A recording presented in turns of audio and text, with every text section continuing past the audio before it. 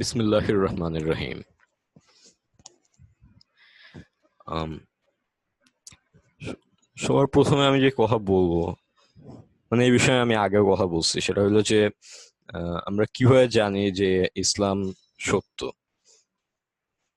সেটা আমাদের জানার আসলে মেইনলি একটাই ওয়ে আছে। সেটা হলো যে আমাদেরকে ইসলামের যে এভিডেন্স আছে, যে প্রমাণ আছে, সেটা আমাদেরকে চেক করতে হবে। আমাদেরকে সেই প্রমাণগুলো স্টাডি করতে হবে এবং সেটা আমাদেরকে সেই অনুযায়ী বুঝতে হবে যে এটা সত্যি নাকি। তো সেই ক্ষেত্রে আহ, এক ধরনের প্রমাণ হইতে পারে, যেমন মানে রেশনাল প্রুফস, যেগুলা যেগুলা মানে আমরা নিজেরা চিন্তা ভাবনা করে বুঝতে পারি। যেমন ফর এক্সাম্পল, আমাদের আহ, মানে আকিদা এর মধ্যে একটা ইয়ে আছে যে আল্লাহ মানে নেসেসারিলি এক্সিস্টেন্ট, মানে আমরা ক্রিয়েশন দিয়ে সেটা বুঝতে পারি, ক্রিয়েশন দেখে। মানে এরকম বিভিন্ন রেশনাল প্রুফ আছে। But on the other hand কিছু জিনিস আছে যেটা আমাদের নিজেদের আন্ডারস্ট্যান্ডিং এর বাইরে। সেক্ষেত্রে আমাদের ডিভাইন প্রুফস কাজে লাগে। মানে মানে আল্লাহ যে আসমানে কিতাব পাঠান বা যে ওহী দেন নবী রাসূলকে আলাইহিমুসসালাম, সেটার মাধ্যমে আমরা ইসলাম সম্পর্কে জানতে পারি। And সেটা দিয়ে আমরা বুঝতে পারি যে ইসলাম সত্যি, সেটাও হইতে পারে। তবে একটা বিষয় হইলো যে এইগুলোর ক্ষেত্রে আমরা যে কথাগুলো বলতেছি সেগুলোর মাধ্যমে আমরা আসলে মেইনলি আমাদের জ্ঞান বুদ্ধি দিয়ে বুঝতেছি, যেভাবেই হোক না কেন, যে ইসলাম কি সত্যি নাকি। এবং এই ক্ষেত্রে দেখা যায় আমরা সবসময় একটা মানে কাউন্টার আর্গুমেন্ট পাই এই ক্ষেত্রে। যেমন আমি যদি মানে আকীদা থেকে কিছু বলি, তাহলে একজন ফিলোসফার যদি এখানে থাকে, তাহলে সে বলবে যে আরে না, এটা আসলে বিষয়টা এতটাও সহজ না। তারপর সে বিশাল একটা ডিসকাশন শুরু করে দিতে পারে। এন্ড ডিভাইন প্রুফের ব্যাপারেও মানুষ বলতে পারে যে যে কোনো ধর্মের মানুষই বলবে যে আমাদের ধর্মটাই সত্যি, তোমরা কেমনে জানো যে এটা সত্যি, এরকম টাইপের। ইন দিস কেস একটা এক্সেপশনাল ওয়ে হইলো এক্সপিরিয়েন্স করা। মানে এটার সত্যতাকে যে আমরা মানে এক্সপিরিয়েন্স করব, সেটার মাধ্যমে আমরা বুঝতে পারবো যে এটা সত্যি।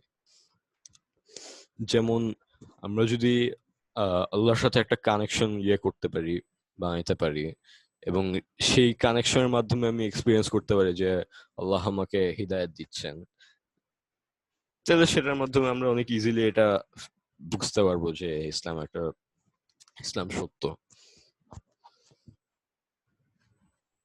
সো এই এক্সপিরিয়েন্স বিষয়টা অনেক ইম্পর্টেন্ট।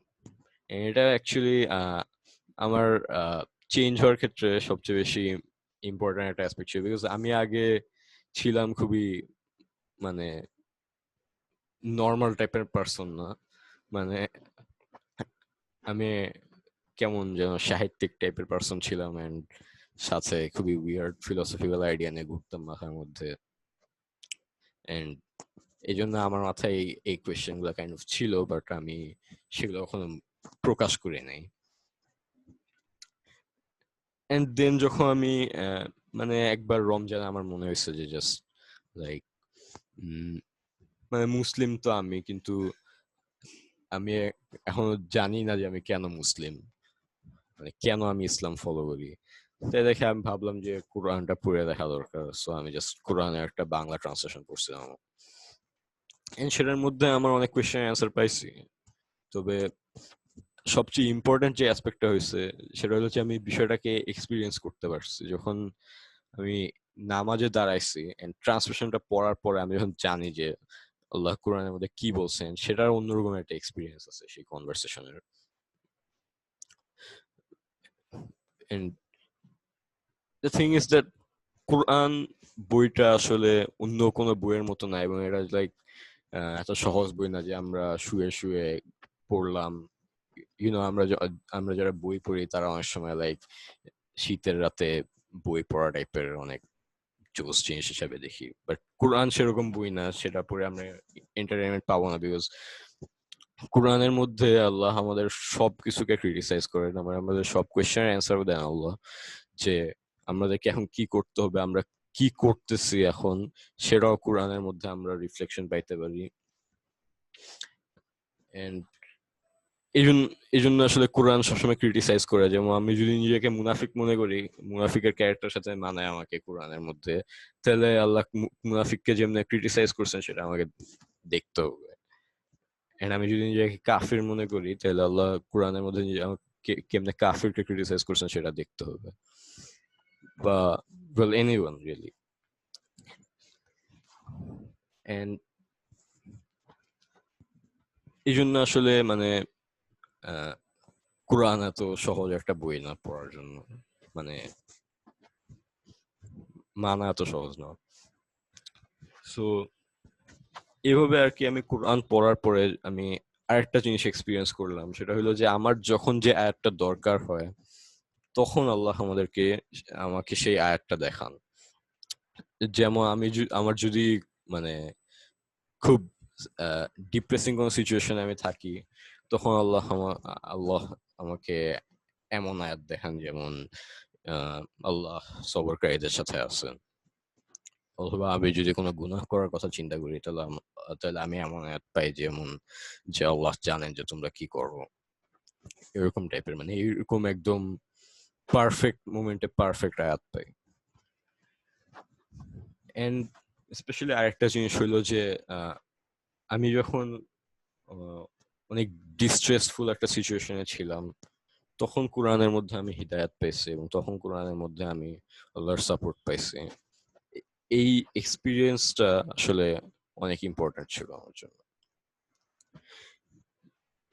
এই জন্য আসলে আমাদেরকে মানে জিনিসটা এক্সপিরিয়েন্স করা উচিত, and জিনিসটা আমাদেরকে রিয়েল লাইফে আনা উচিত। বিকজ আমরা যদি জাস্ট পড়ি যে আল্লাহ এক, আল্লাহ দ্বিতীয়, আল্লাহর ইবাদত করতে হবে শুধু, এমনি আমরা পড়তে থাকি এন্ড এটা আমরা মুখস্থ করি, বাট জিনিসটা আমরা অ্যাকচুয়ালি না করি, জিনিসটা যদি মানে রিয়েল লাইফে না আনি, তাহলে আসলে খুব একটা লাভ নেই।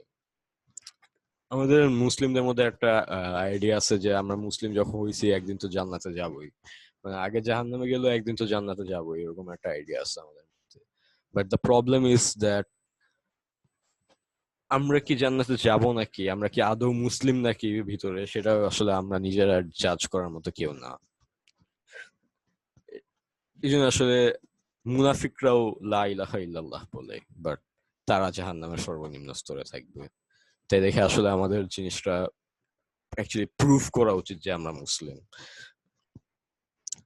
সো আমি জাস্ট আজকে বলতে চাই যেন আমরা সবাই চেঞ্জ হই ইনশাআল্লাহ। এবং এটা আমার নিজের জন্য রিমাইন্ডার, বিকজ আমি চেঞ্জ না, আই এম চেঞ্জিং, এন্ড অন্য সবার জন্য রিমাইন্ডার।